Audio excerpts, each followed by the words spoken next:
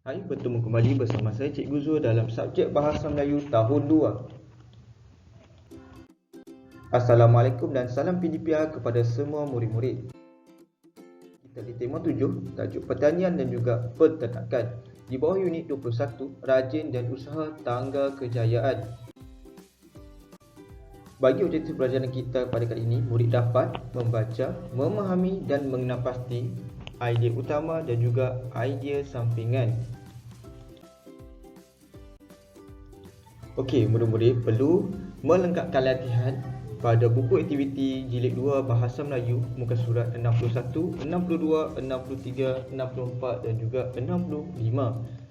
Baiklah, kita pergi kepada aktiviti yang pertama, iaitu kamu perlu melengkapkan test kemudian lakukan simulasi.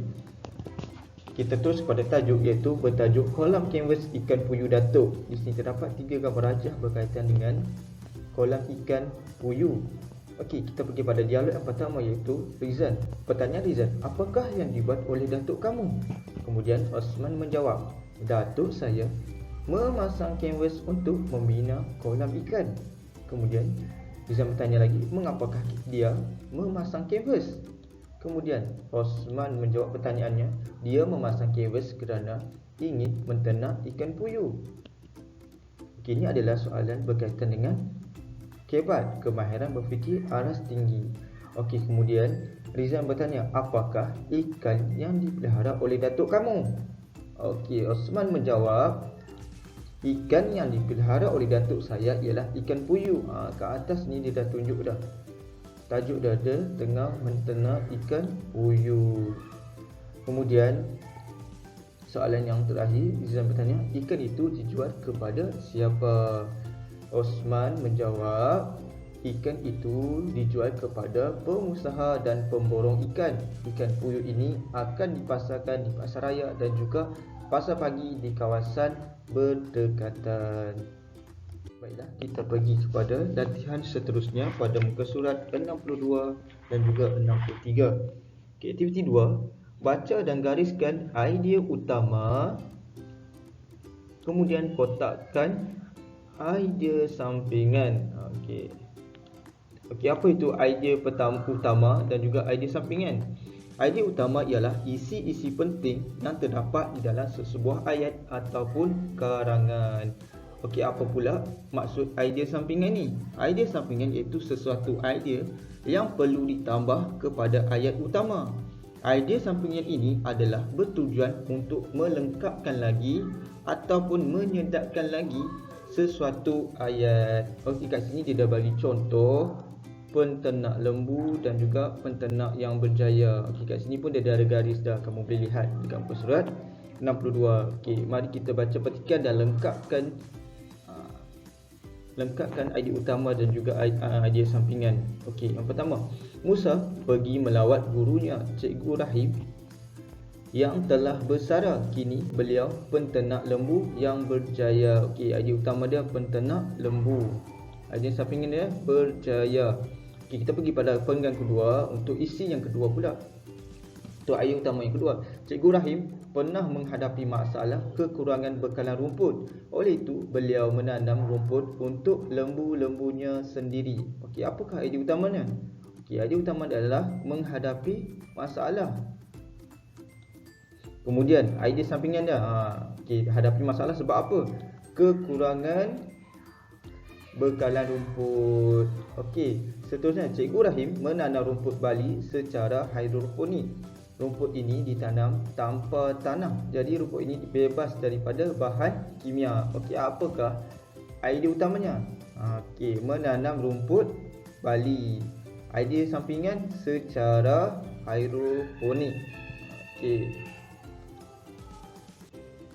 Kemudian kita pergi kepada perenggan yang seterusnya. Dengan ruang seluas gelanggang badminton sahaja, Cikgu Rahim dapat menghasilkan rumput tersebut. Oleh itu, penanaman rumput ini tidak membazirkan kawasan. Okey, idea utama dia ruang seluas gelanggang badminton. Okey, idea sampingan dia dapat menghasilkan rumput tersebut. Okey, ini idea sampingannya. Kamu boleh garis untuk kamu lebih faham, boleh nampak yang mana satu idea utama dan juga mana satu idea sampingan. Seterusnya, peringkat seterusnya, rumput ini mempunyai kadar protein dan tenaga yang tinggi. Rumput ini sesuai untuk lembu, kambing dan biri-biri. Okey, idea utama dia adalah mempunyai kadar protein dan tenaga. Okey, bila ada kadar protein dan tenaga ni, dia adalah sangat sesuai untuk lembu, kambing dan biri ni untuk makan. Okey, idea utama adalah mempunyai kadar protein dan tenaga. Idea sampingan dia yang tinggi. Okey, bila rumput tu ada kadar protein dan tenaga yang tinggi,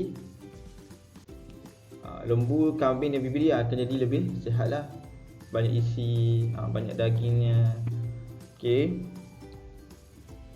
Kemudian idea seterusnya, kini Cikgu Rahim tidak menghadapi masalah kekurangan rumput untuk ternakannya. Beliau dapat menghasilkan rumput tersebut dalam tempoh 8 hari sahaja. Okey, idea utamanya adalah dia tidak menghadapi masalah. Okey, idea sampingan dia apa? Kekurangan rumput untuk ternakannya. Kini adalah idea sampingan. Okey, masukkan jawapan di dalam muka surat 63. Baiklah, seterusnya kita pergi pada aktiviti seterusnya, pada aktiviti ketiga, iaitu lengkapkan karangan berpandukan gambar. Tajuk dia apa? Sedapnya belut. Pernahkah kamu makan belut ataupun melihat belut?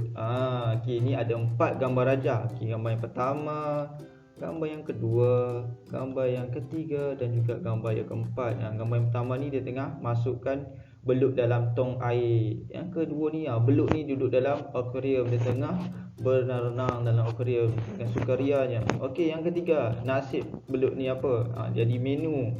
Okey, kat sini ada menu apa? Sup belut dan juga belut goreng. Sedapnya.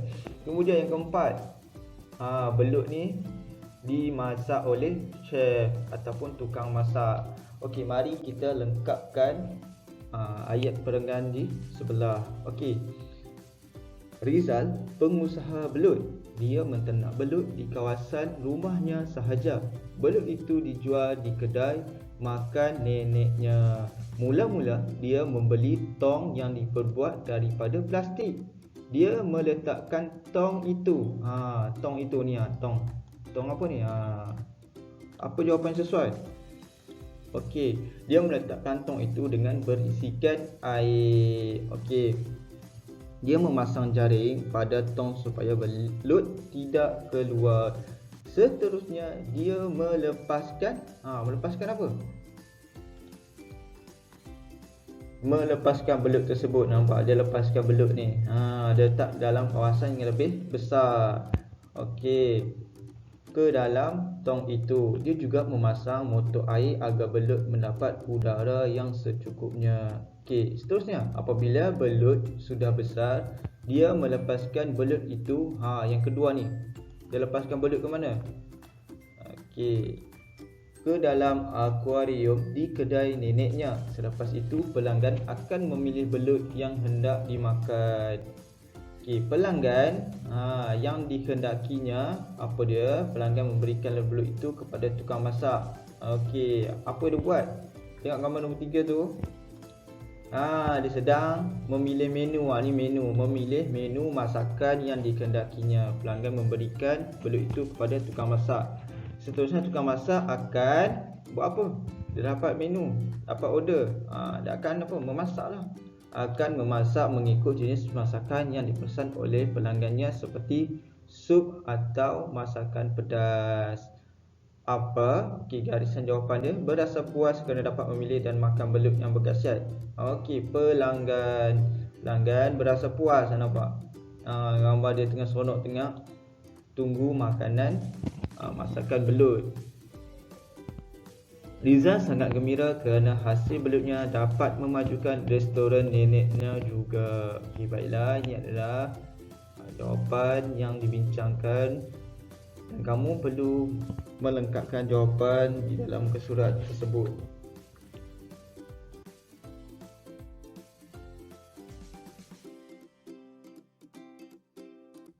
Baiklah, sampai di sini sahaja pembelajaran kita. Selamat belajar. Terima kasih dan jumpa lagi.